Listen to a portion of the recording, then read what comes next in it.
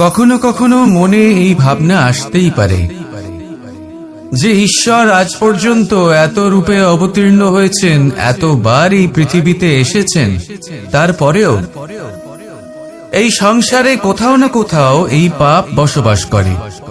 এটার কারণ কি? এটার কারণ আমরা স্বয়ংই।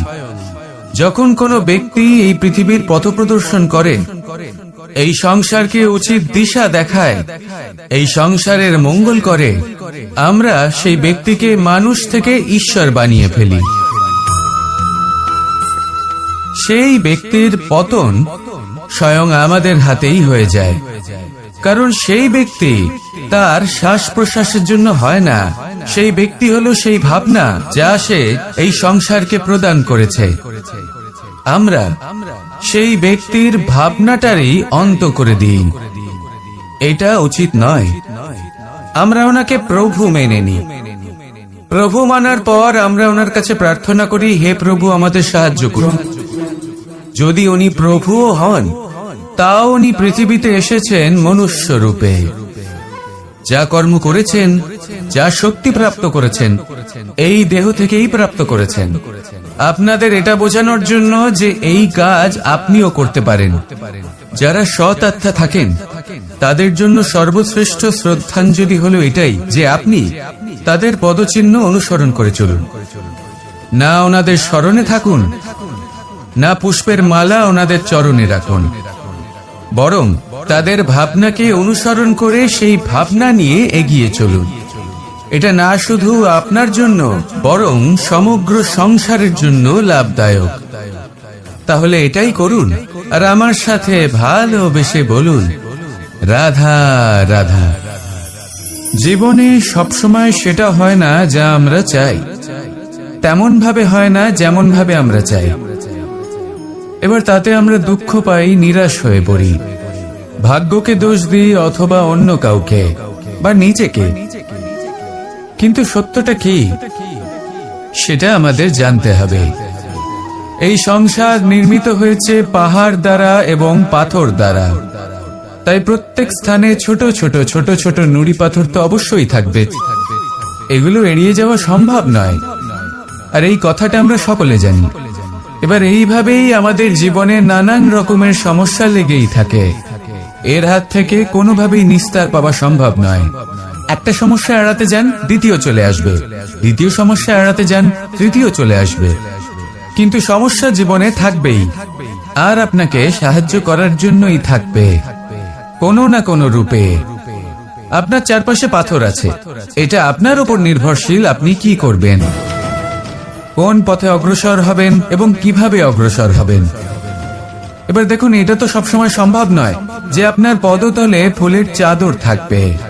এটা তো অসম্ভব। সেই জন্য উচিত এটাই হবে যে আপনি পাদুকা পরিধান করে জীবনে অগ্রসর হন।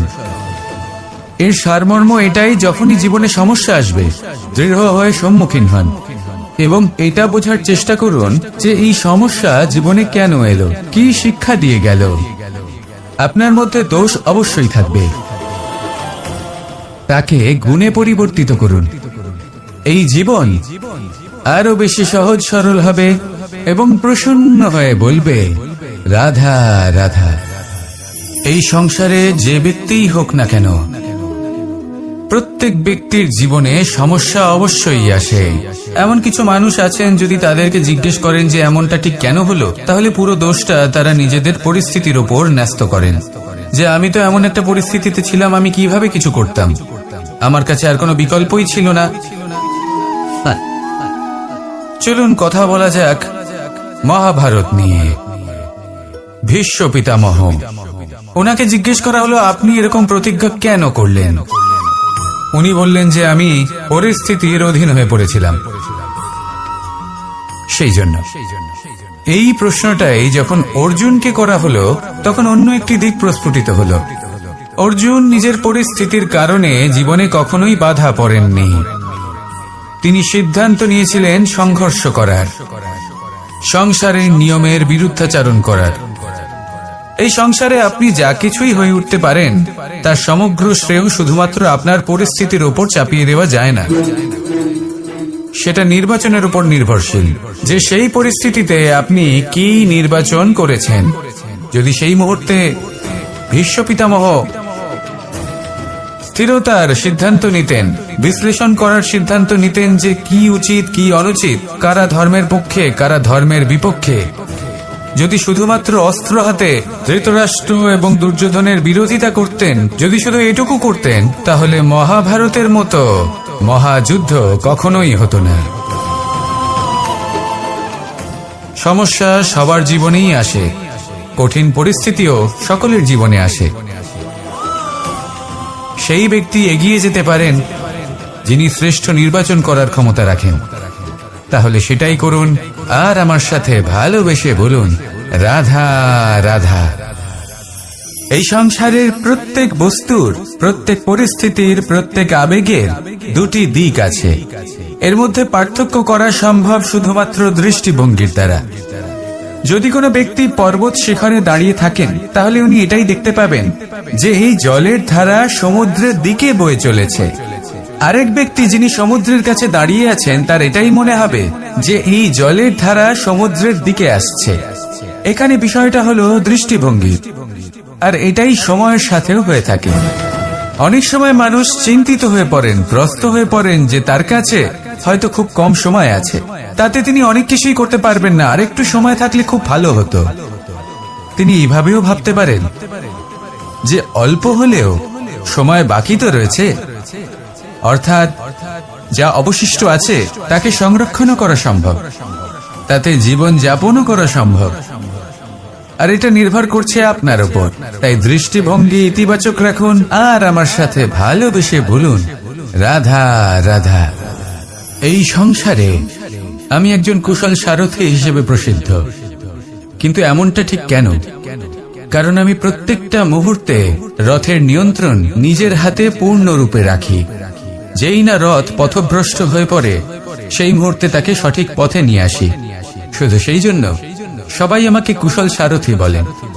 এবার আপনাকেও আপনার জীবনে কুশল সারথি হয়ে উঠতে হবে, অর্থাৎ আপনাকে রথ চালাতে হবে না, শুধু আবেগের উপর নিয়ন্ত্রণ রাখতে হবে। কখনো কখনো জীবনে এমন কাজ আসে যেখানে মন রসবোধ খুঁজে পায় না, তখন মন বারংবার সেই পথ থেকে সরে যায়, সেই পথ থেকে বিচলিত হয়ে মন অন্যদিকে চলে যায়। তখন আপনাকে আপনার মনের উপর পূর্ণ নিয়ন্ত্রণ রাখতে হবে, তার রাশ নিজের হাতে পূর্ণরূপে ধরে রাখতে হবে। যেই না মন পথভ্রষ্ট হবে, তাকে পথে নিয়ে আসতে হবে, আবার পথ হারাবে, আবার পথে নিয়ে আসতে হবে। তাই মনে রাখবেন, যদি আপনি নিজের মনকে নিয়ন্ত্রণ করতে পারেন, নিজের জীবনকেও নিয়ন্ত্রণ করতে পারবেন। নিজের জীবনে কুশল সারথি হয়ে উঠুন, তাহলে মনোবাঞ্ছিত স্থানে এবং লক্ষ্যে পৌঁছতে পারবেন। আর তখন এই মন আর এই জীবন প্রসন্ন হয়ে বলবে, রাধা রাধা। এই সংসারের সব থেকে বড় যোদ্ধা কে? কেউ বলবেন অর্জুন, কেউ বলবেন ভীম, কেউ বলবেন হনুমান, আদি ইত্যাদি। কিন্তু এই সংসারের সব থেকে বড় যোদ্ধা আপনার মনের ভেতরে আছে, আপনার মনের মধ্যে আছে।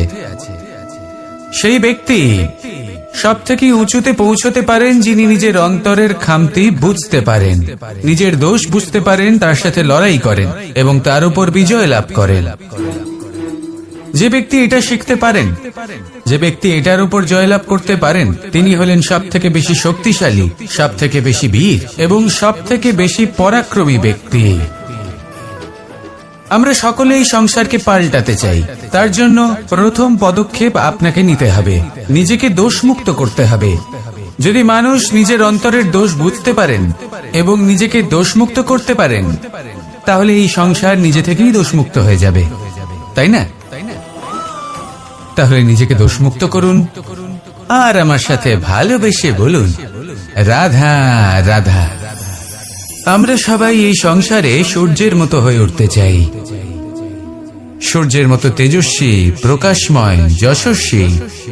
সূর্যের মধ্যে এতটাই তেজ থাকে যে সবাই তার সামনে নত হয়ে থাকে। সেই কারণেই সূর্যকে যশদানের গ্রহ বলা হয়। আমরা সবাই সূর্যের মতো উজ্জ্বল হতে চাই, কিন্তু তার জন্য সূর্যকে প্রত্যেক দিন জ্বলতে হয় এই সংসারে শুভ ভাব পবিত্রতা নিয়ে আসার জন্য, প্রকাশ ছড়িয়ে দেওয়ার জন্য। সূর্যকে প্রত্যেক দিন অস্তও যেতে হয়, আবার উদিতও হতে হয়, প্রত্যেক দিন জ্বলতে হয়। সূর্য একদিনের জন্য অবকাশ লাভ করেন না, আর যদি অবকাশ পেতেন তাহলে সূর্যকে আর সূর্য বলা হতো না, তাই না? সেই জন্য আপনি যদি সূর্যের মতো হয়ে উঠতে চান, সেই রকম উজ্জ্বল হতে চান, তেজস্বী হতে চান, তাহলে সূর্যের মতো জ্বলতে হবে, অর্থাৎ অগাধ পরিশ্রম করতে হবে। আসুন আমার সাথে ভালোবেসে বলুন, রাধা রাধা। জীবনে সব থেকে বেশি মূল্যবান বস্তু কি? ধন, স্বর্ণ, মাণিক্য, আভূষণ?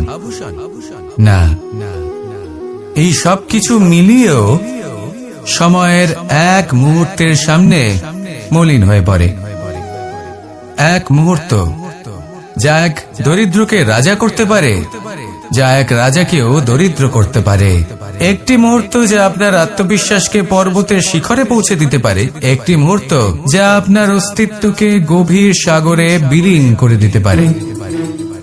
একটি মুহূর্তের খেলা। সব সময় জীবনে সেই ব্যক্তিকে সম্মান করুন, শ্রদ্ধা করুন, যিনি আপনার জন্য সময় বের করে থাকেন। সব সময় সেই ব্যক্তির প্রতি নিষ্ঠাবান থাকুন, যেই ব্যক্তি খারাপ সময় আপনার পাশে দাঁড়িয়ে থাকে। এই সময় সব থেকে বেশি মূল্যবান। আসুন আমার সাথে ভালোবেসে বলুন, রাধা রাধা। সাগর জলতত্ত্ব দ্বারা সমৃদ্ধ, এ হলো জন্মদাতাও আর জনকও। এই সাগরকে দেখে আমরা অনেক কিছু শিখতে পারি। এই সাগরকে বাইরে থেকে দেখলে মনে হবে এর ঢেউ কোলাহল সৃষ্টি করছে, কিন্তু যদি আপনি আস্তে আস্তে কিছুটা গভীরে যান তাহলে দেখবেন ঢেউগুলি শান্ত হয়ে গেছে। সেই একই সাগর তীরের কাছে অন্যরকম, গভীরে অন্যরকম।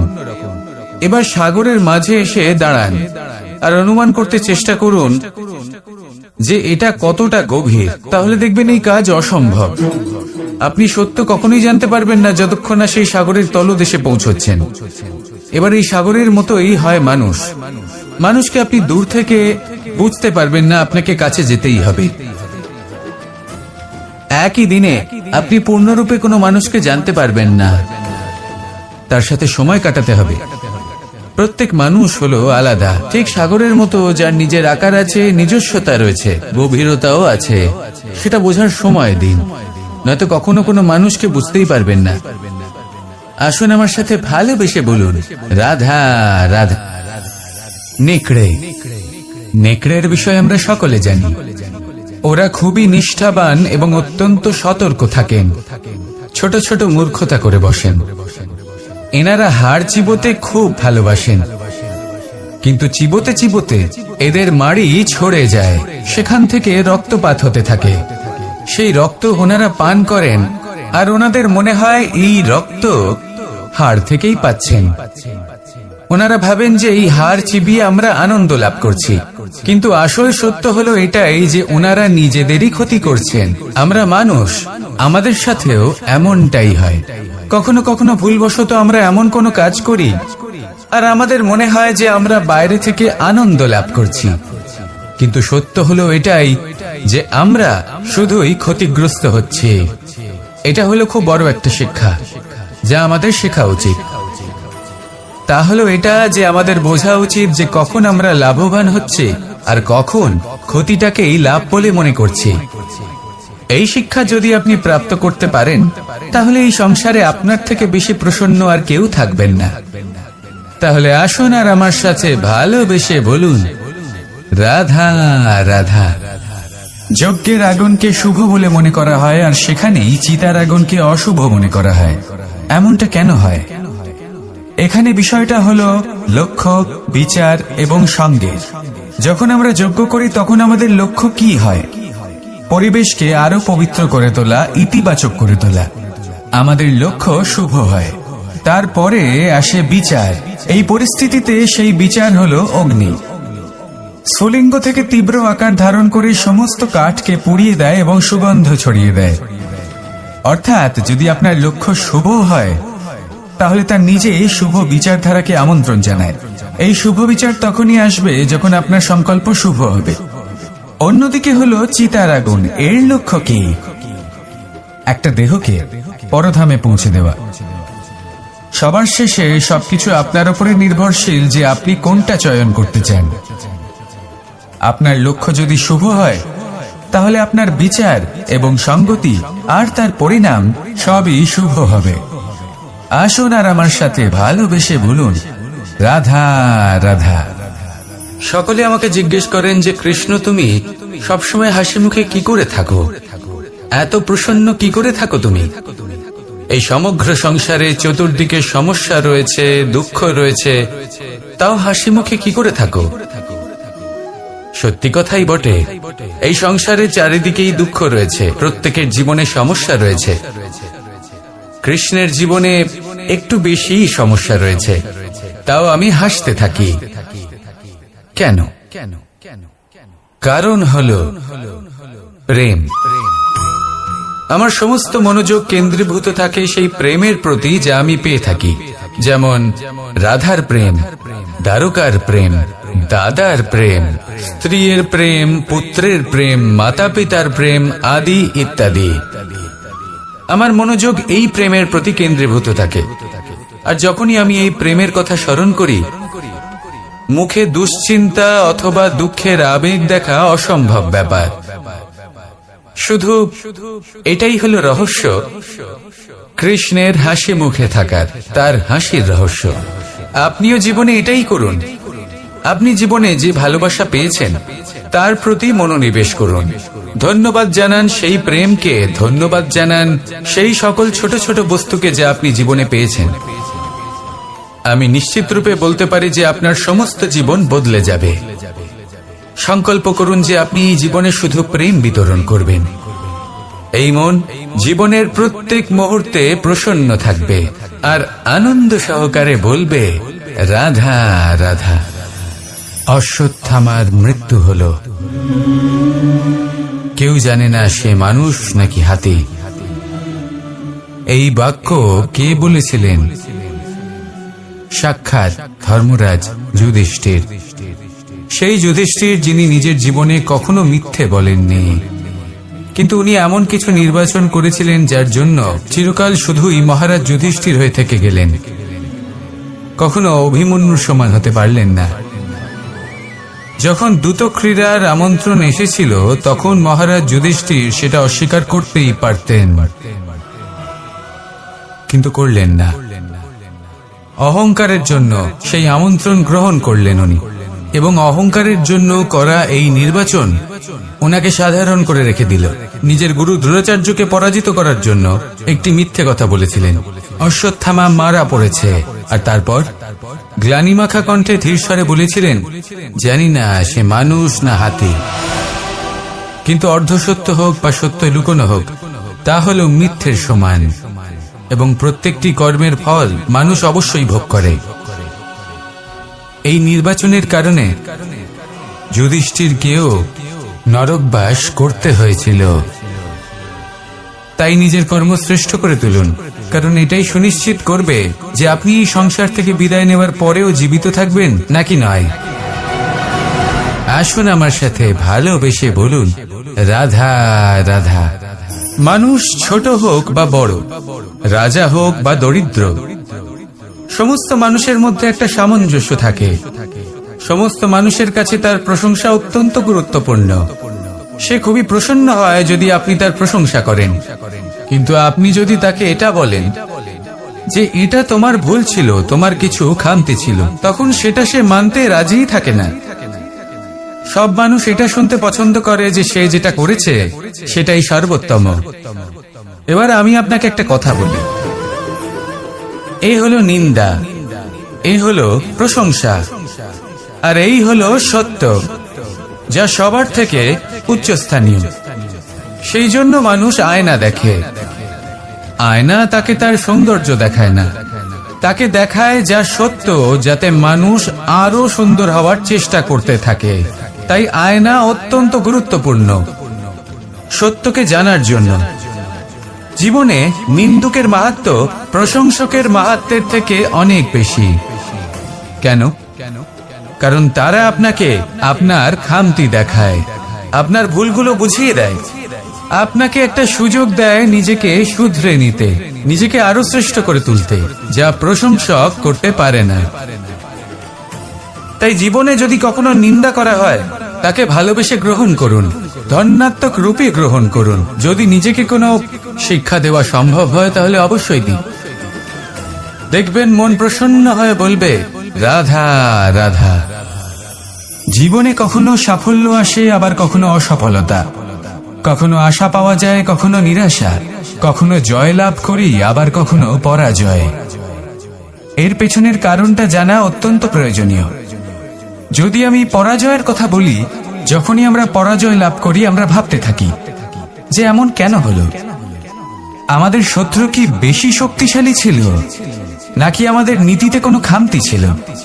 এই সমস্ত কারণের পেছনে খুব বড় একটা কারণ থাকে, আর সেই কারণ আমাদের অন্তরে সুপ্ত থাকে। ধরে নিন একটা পথ, তাতে আপনি চলছেন, সেই পথ কাঁটায় পরিপূর্ণ, কিন্তু আপনি পাদুকা পরে রয়েছেন আর আপনি হেঁটে সামনে এগিয়ে যান।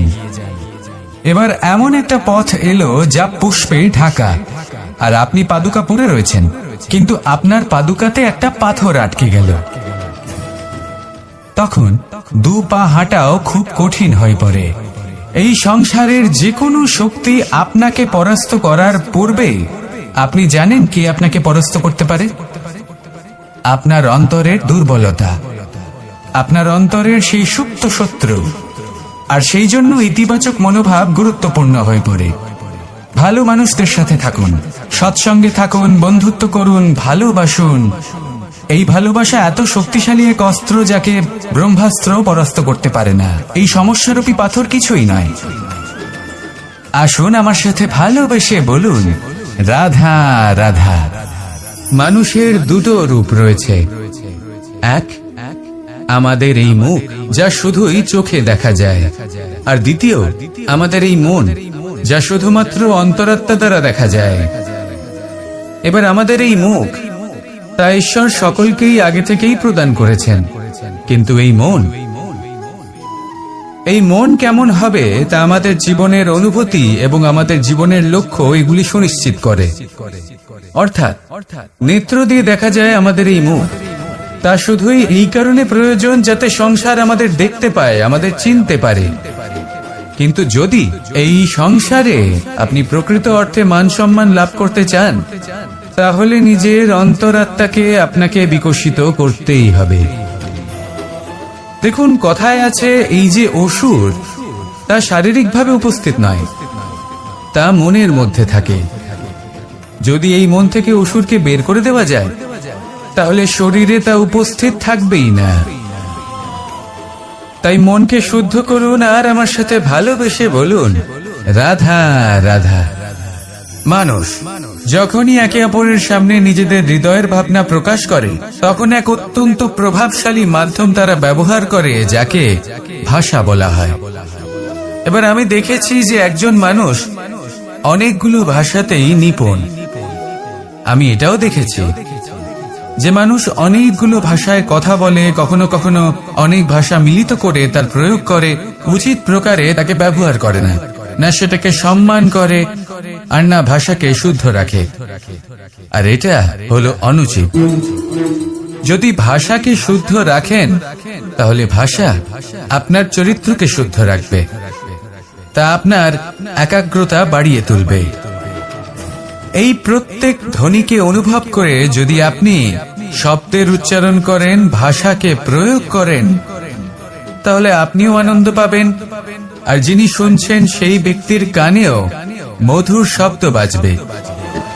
তাই মনে রাখবেন, যে ব্যক্তি ভাষার পবিত্রতাকে সম্মান করে, তাকে সংসারও সম্মান করে। ভাষাকে শুদ্ধ এবং পবিত্র রাখুন, তাহলে ভাষা আপনার চরিত্রকেও শুদ্ধ এবং পবিত্র রাখবে। আর এই মন সুপ্রসন্ন হয়ে বলবে, রাধা রাধা। এ হলো রামায়ণের সময়কালের কথা। সেতু নির্মাণ করার কাজ চলছিল। সমস্ত বানর সেনা এই কাজে নিযুক্ত হয়েছিলেন। বড় বড় পাথর তুলে নিয়ে এই বানর সেনা সমুদ্রে ফেলছিলেন। এই কাজ চলছিল। এমন সময় ছোট্ট একটা কাঠবিড়ালি এলো। ছোট ছোট মাটির ডেলা হাতে নিয়ে সাগরের কাছে যাচ্ছিল আর বড় বড় পাথরের পাশে রেখে দিচ্ছিল, যথাসম্ভব সেখানে রেখে আসছিল। সারা দিন ধরে সে এই পরিশ্রম করেই যাচ্ছিল। এবার শ্রীরাম তার এই কাজ দেখতে পেলেন। সেই ছোট্ট কাঠবিড়ালিটিকে নিজের হাতে তুলে নিলেন এবং অত্যন্ত ভালোবেসে তার পিঠে হাত বুলিয়ে দিলেন। কথায় আছে যে কাঠবিড়ালির পিঠে যে দাগ আছে সেই 3টি দাগ এসেছে শ্রীরামচন্দ্রের 3 আঙুলের থেকে। যে কাজ আপনি করছেন তাতে সমস্ত শক্তি প্রয়োগ করুন। যতটা আপনার সামর্থ্য রয়েছে, যতটা আপনার প্রতিভা রয়েছে, সম্পূর্ণভাবে উৎসর্গ করে দিন। ঠিক এমন ভাবে কর্ম করুন। সেই কাঠবিড়ালি কিন্তু তাই করেছিল। সেই জন্য শ্রীরামের সাথে সেও সেই কাহিনীতে অমর হয়ে গেছিল। সম্পূর্ণ শক্তি প্রয়োগ করুন, সম্পূর্ণ সামর্থ্যের সাথে কর্ম করুন, কারণ এটাই হলো শ্রেষ্ঠ পথ কোনো কর্ম করার। আসুন আমার সাথে ভালোবেসে বলুন, রাধা রাধা। এই সংসারে যখন সাফল্যের পথে আপনি অগ্রসর হবেন, তখন আপনার পরিশ্রম, একাগ্রতা, সাহসের সাথে সাথে সমাজের মানসিকতাও সহ্য করতে হবে। প্রত্যেক ব্যক্তি কিছু না কিছু ভাবেন, কিছু না কিছু বলেন। কিছু মানুষ এমন আছেন যারা ভাববেন যে আপনি কিছুই করতে পারবেন না। তারা আপনার নিন্দা করবেন, আর এই নিন্দার কথা ভেবেই আমরা ভয়ভীত হয়ে পড়ি।